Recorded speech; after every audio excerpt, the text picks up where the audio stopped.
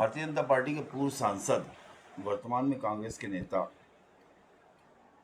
और एक अपना संगठन चलाने वाले, अनुसूचित जात जनजात परिसंघ महासंघ के नाम से संगठन चलाने वाले उदित राज, उन्होंने बहुजन समाज पार्टी और बहुजन समाज पार्टी की नेता और बहुजन समाज पार्टी के संगठन को लेकर एक प्रतिक्रिया की। बातचीत करने के लिए हमारे साथ बहुजन समाज पार्टी के प्रदेश के अध्यक्ष विश्वनाथ पाल मौजूद हैं, जो रैली की तैयारी के सिलसिले में कहीं आए हुए थे, तो इनसे मुलाकात हो गई, तो बात करते हैं। स्वागत है अध्यक्ष जी आपका।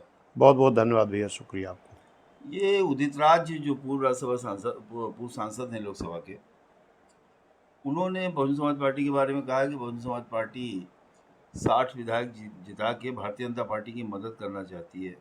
एक तो ये 60 विधायक का आंकड़ा उनको अचानक कहाँ से मिल गया? बहुजन समाज पार्टी की तो सिर्फ एक विधायक है। रैली की सिर्फ आपने शुरुआत अभी की है, अभी तो हुई भी नहीं है, ऐसे में उन्होंने 60 विधायक का एक आंकड़ा बताया है। क्या कहेंगे इस पर आप? देखिए, रैली की आगाज़ को देख करके, उसकी तैयारी को ही देख करके, ये जो भी दल हैं, चाहे सत्ता पक्ष के चाहे विपक्ष के हैं, उनकी घबराहट है। और ये खुद नहीं बोल रहे हैं, इनका तो कोई अस्तर ही नहीं बोलने का, क्योंकि जो आदमी का नाम राम राज रहा हो, पढ़ाई पीरियड से लेकर के राजनीति करने तक, वो एक दल भी बनाए थे, तो उन्होंने, उनका नाम राम राज था, तो उन्होंने कहा, इंडियन जस्टिस पार्टी बनाए थे, तो उन्होंने कहा कि मेरे नाम में राम जुड़ा है, इसलिए मैं अपना नाम बदल रहा हूँ। उन्होंने अपना नाम उदित राज कर लिया, नकली अम्बेडकराइज बनने के लिए उदित राज कर लिया। और उसके बाद मैंने देखा कि कुछ दिनों बाद जो दल बनाए थे, वो दल भी विलय कर दिए और उसी राम राज वाली पार्टी से जाकर के दिल्ली से एमपी हो गए, जिसका इतना स्तर ना हो कि मैं क्या हूँ, मेरा क्या कैडर है, और मैं अम्बेडकराइज बन रहा हूँ, उसके बाद अपने नाम के आगे राम हटा रहा हूँ, फिर जा कर के आप भारतीय जनता पार्टी से एमपी होते हो, फिर भारतीय जनता पार्टी से भगाए जाते हो, फिर कांग्रेस में आ जाते हो। कांग्रेस में भी कोई पूछ उनकी है नहीं, पता नहीं कौन संगठन बना करके।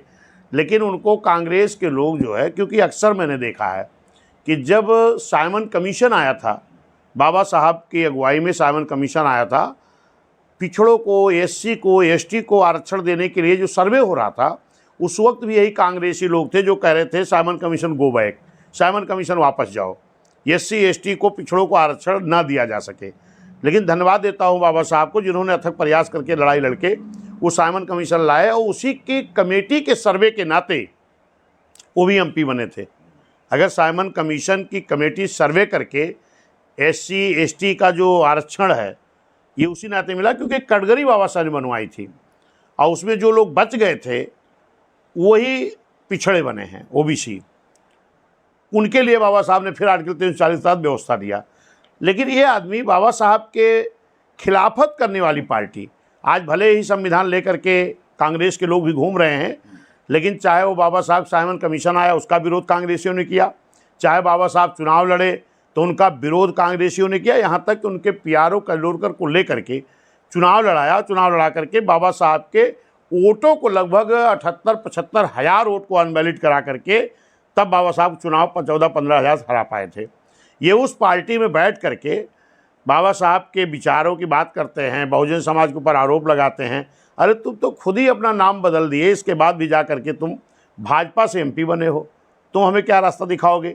आज इस देश में एक ही पार्टी है, बहुजन समाज पार्टी, एक ही नेता है, माननीय बहन जी, जो बाबा साहब के संविधान के हिसाब से बहन जी सरकार भी चलाई है, और उनके विचारों पर चलने वाली एक ही पार्टी जो बहुजन समाज पार्टी है।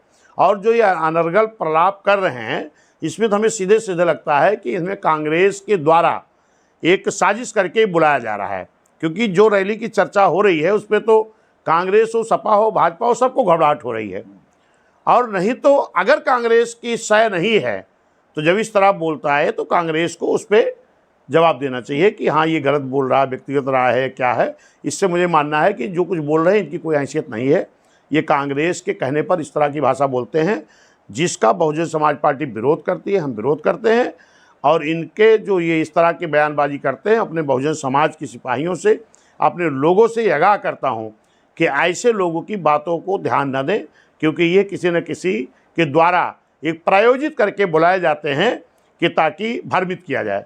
आज रैली की तैयारी हमारे सभी कार्यकर्ता जो मानवर साहब के अनुयायी हैं, जो मानवर कांसीराम साहब के अनुयायी हैं, जो बड़ी संख्या में उनको पुष्प अर्पित करने आ रहे हैं, उनको भ्रमित करने के लिए इस तरीके की ये साजिश है, जिसको मैं कहता हूं कि ये अगर कांग्रेस के सह पर नहीं बोले हैं तो इस पर कांग्रेस को सामने आना चाहिए। एक सवाल ये है कि क्या इस बात को तो आप मानेंगे कि उदित राज जो है वो खटिक समाज से आने के बावजूद एकमात्र खटिक समाज के एक बड़े नेता के रूप में स्थापित हुए और भारतीय जनता पार्टी में जाके सांसद भी हुए, तो ये तो है कि वो अनुसूचित जात के एक समाज से उनका संबंध है, तो उनकी बात को क्या बहुजन समाज उतनी उससे नहीं लेगा? नहीं, मैं एक चीज़ कहता हूं कि देखिए, हम खटिक, वाल्मीकि या गौतम या कोरी या पासी की बात नहीं करते हैं। बाबा साहब डॉक्टर भीमराव अम्बेडकर साहब ने जब साइमन कमीशन आया था तो उन्होंने जो संविधान व्यवस्था दे करके गए हैं, एससी और एसटी, जो साइमन कमीशन आए थे उनकी रिपोर्ट आई है, तो एससी और एसटी कैटेगरी बनाई गई और जो बचे हुए थे उनको पिछड़ा वर्ग का बनाया गया, जो संविधान में है। बाकी तो ये जातियां यहाँ पैदा की जा रही हैं। जातियां पैदा करने के ही एक कारण है, चाहे वो बीजेपी हो, चाहे समाजवादी हो, चाहे कांग्रेस हो, वो एससी एसटी समाज को बांटना चाहती है, उनके अंदर एक जातिवाद की भावना पैदा करना चाहती, ताकि ये शुल्कार समाज, एससी एसटी समाज ये इकट्ठा ना हो सके।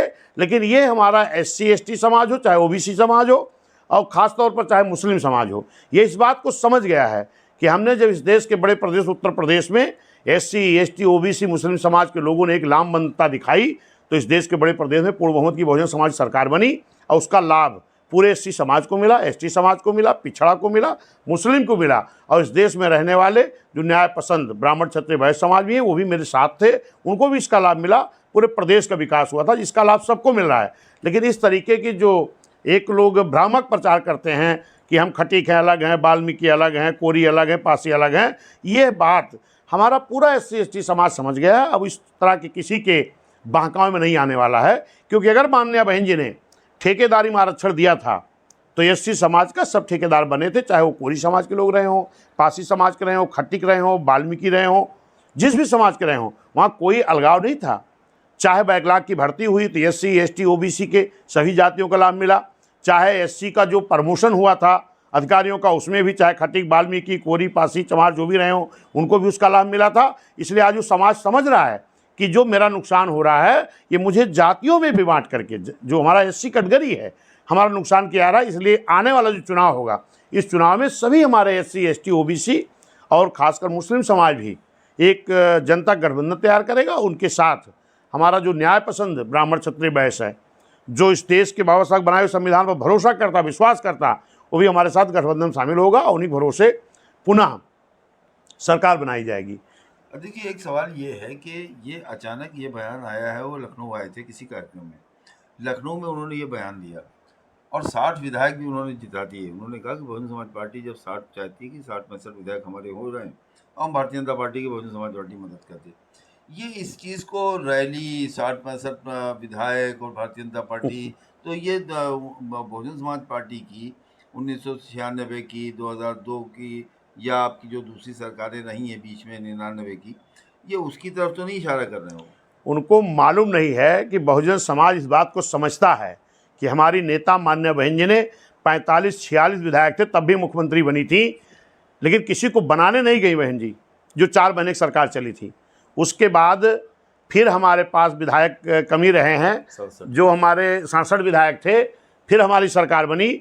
उस वक्त भी गठबंधन करते वक्त भले ही कुछ लोगों ने 6-6 महीने का वादा किया था, लेकिन माननीय बहन जी ने कहा हम अपने समर्थन से आपकी सरकार चले ना चले हमें मतलब नहीं। माननीय बहन जी ने बाबा साहब के संविधान के हिसाब से, बाबा साहब के हिसाब से सरकार चलाई, और उसके बाद जो शर्त हुई थी कि अध्यक्ष आपका कोई डिस्टर्ब नहीं करेगा, जब उन्होंने किया तो फिर भाजपा को नहीं बनाया गया। बहन जी ने अपना समर्थन वापस लिया, फिर 16 महीना भी चली। उनको एक ज्ञान होना चाहिए कि बीएसपी कभी भारतीय जनता पार्टी को आज तक समर्थन देके सरकार बनाई नहीं है, उनका समर्थन लेके बनाई है और बाबा साहब संविधान के हिसाब से सरकार चलाने का काम किया है। लेकिन जो ये चुनाव होने जा रहा है, 2007 में जब चुनाव हुआ था, एससी एसटी ओबीसी और मुस्लिम समाज और कुछ न्याय पसंद ब्राह्मण क्षत्रिय वैश्य समाज का गठबंधन बना करके, बिना किसी दल के गठबंधन के 2007 में सरकार बनी थी। तो हमारे विधायक आए थे 206, कब? 2007 में। अब जो 27 का चुनाव होगा इसमें 226 विधायक मेरे आएंगे। बड़ा दावा कर रहे हैं आपके 226 विधायक। 2007 में 206 आए थे, 2007 में 206 आए थे। उन्हीं जनता गठबंधन के बल पर 2027 में 226 मेरे विधायक आएंगे, इन्हीं SC ST OBC और मुस्लिम समाज के गठबंधन से, और जिनके साथ हमारा ब्राह्मण क्षत्रिय वैश्य समाज का भी समर्थन गठबंधन रहेगा, जो न्याय पसंद लोग हैं, जो संविधान को मानने वाले लोग हैं। इन्हीं के बल पर हमने बनाई थी 2007 में। तब से तो काफ़ी वोट भी बढ़ गए हैं। मैं यही आंकड़ा लगा रहा हूँ कि 2007 में 206 आए थे, 2027 में 226 विधायक ला करके बहुजन समाज पार्टी पूर्ण बहुमत की सरकार बनाएगी, माननीय बहन जी मुख्यमंत्री बनेगी।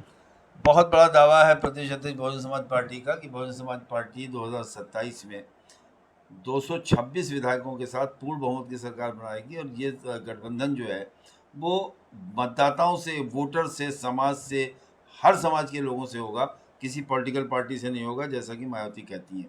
तो ये थी प्रदेश अध्यक्ष विश्वनाथ पाल से बात, जिसमें उन्होंने उदित राज के बयान, बहुजन समाज पार्टी के कार्यक्रम, तैयारी, रैली और बहुजन समाज पार्टी की 2027 में सरकार का बड़ा दावा किया है। तो सर आपको कैसा लगा वीडियो, कमेंट करके ज़रूर बताइएगा। बने रहिए राजपूत के साथ। बहुत बहुत शुक्रिया।